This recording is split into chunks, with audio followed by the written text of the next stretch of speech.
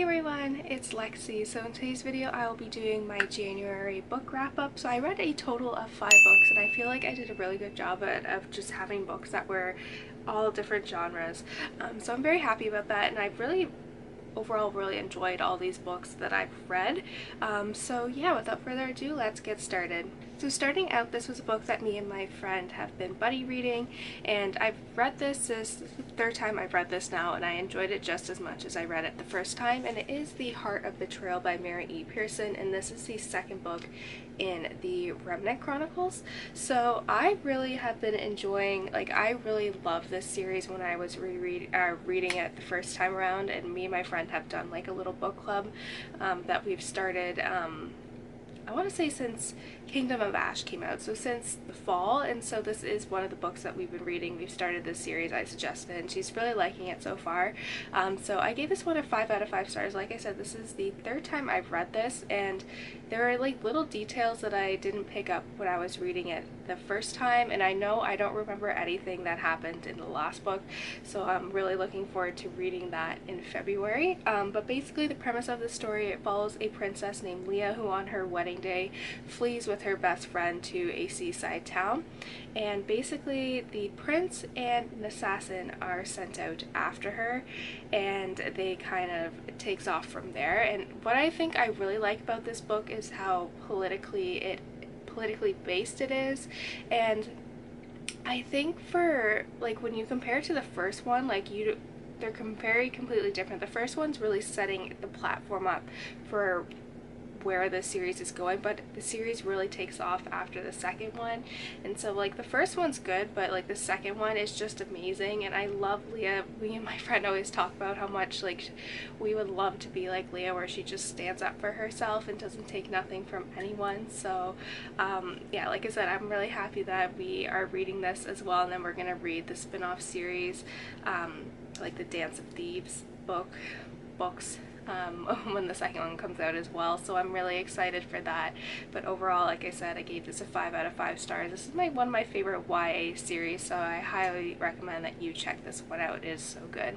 So next I ended up reading the Tales and Teacups book club pick for the months of January and February, and if you still want to continue and participate, I'll have my discussion video up later in February, so you can go keep your eyes peeled for that. And you still, I think, have till the 22nd to get your submissions in, so if you're still wanting to participate, you still have at least a couple weeks to get that done.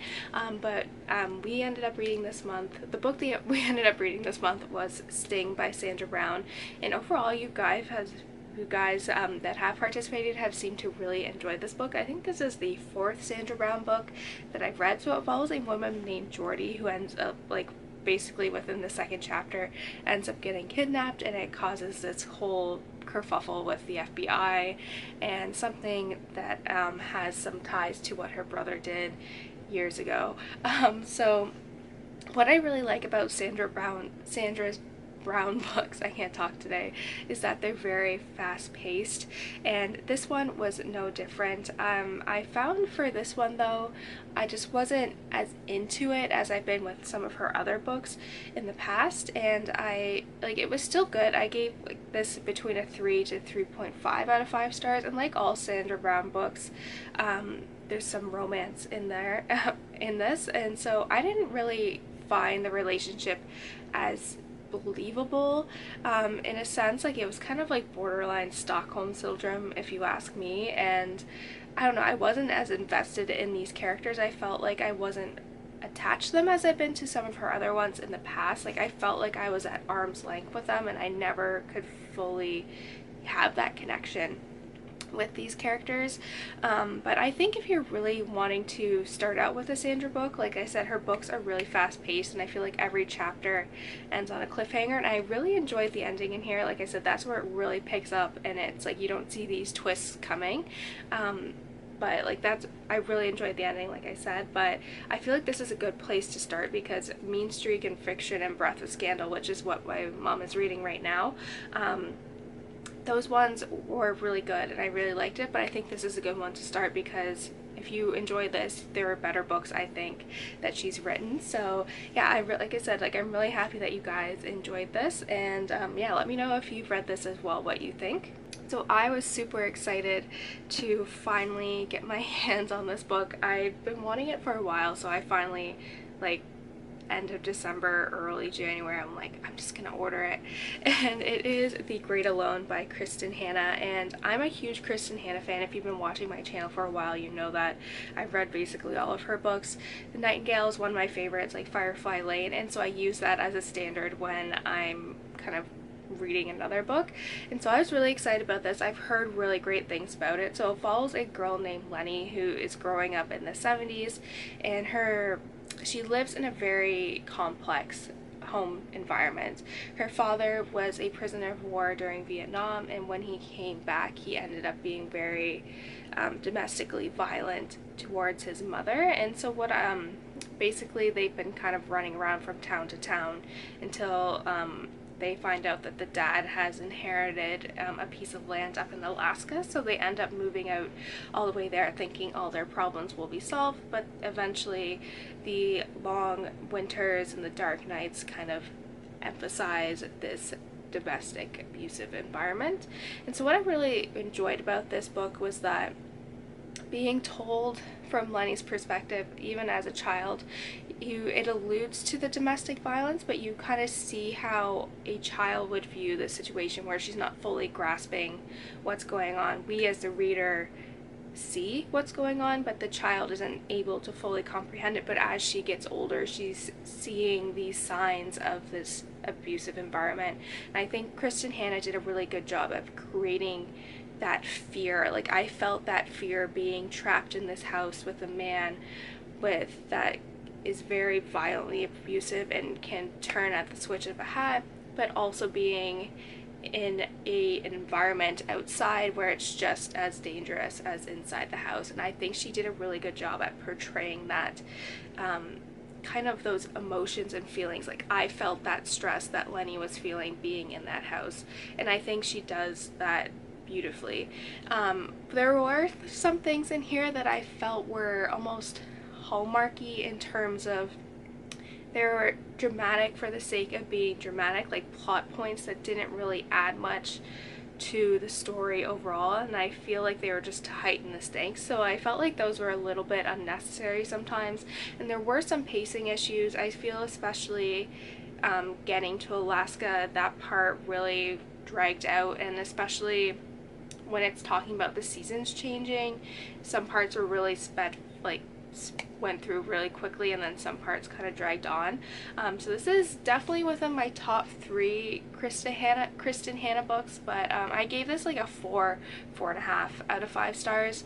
I still think it's a really good book, and like I said, I really enjoyed that how she was able to articulate the complexities and the fear and emotions of living in a domestic violent environment. So like I said, I really enjoyed that part. So if you haven't picked this book up yet, I highly recommend you do. It's still very good, and I flew through this really quickly, so that testifies. It still was good even though I had some little nitpicky things about it.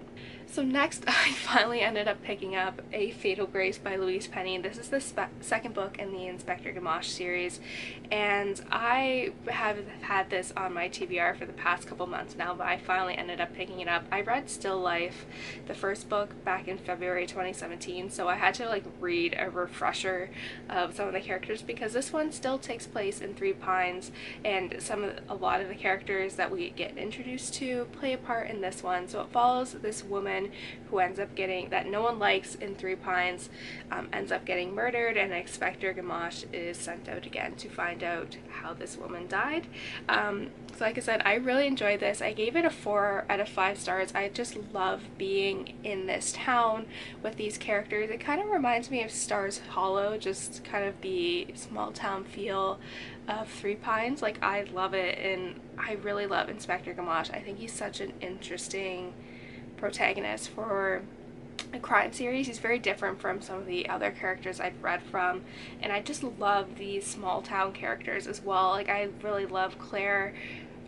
She's so interesting, and I can see she's probably going to have a bigger role later on in the series, so yeah, I'm really excited about that. And then I did figure out who the killer was basically from like the first chapter, but I still loved this book regardless. Even though I figured it out early on, like I still was really invested in this story, and I cannot wait to continue on with this series. I kind of just want to marathon through it, but there's some other books on my TBR that I need to finish before that. But like I said, I cannot wait to continue on with this series. And if you're a Canadian as well, it takes place in Quebec, so there's some little Canadian tidbits in here as well that I think you guys would enjoy if you're Canadian.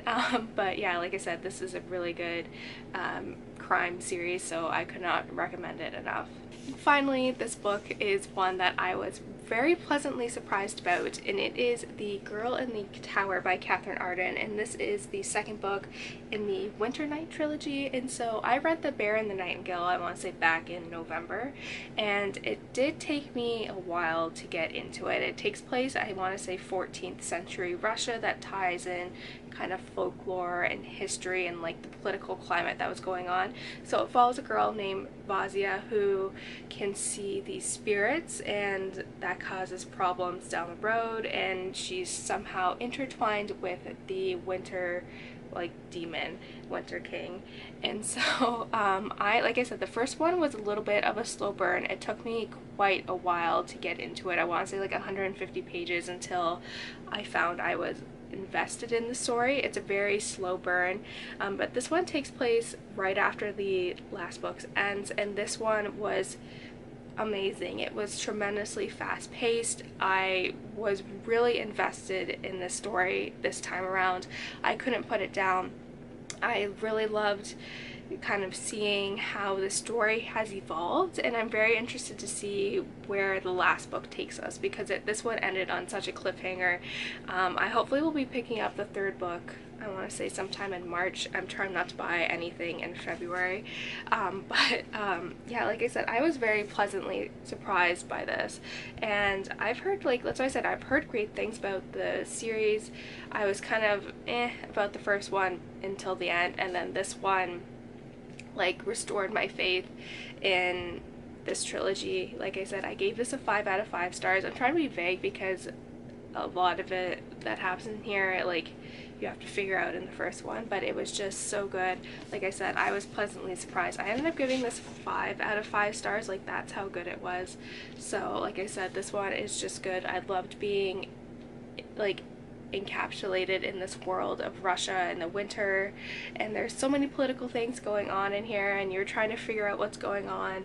And yeah, like I said, this one is just so good, and there's so many questions left unanswered, and there's so much to this world that we still don't know, and so I can't wait to kind of continue on with this series because it's just so good. So that's it, guys. Thank you guys so much for watching. Let me know in the comments below what some of the books you've read are, and if you've read any of these books that I've talked about, what you thought. So yeah, thank you guys so much for watching. Don't forget to give this video a thumbs up, and I will see you guys next time. Bye, guys.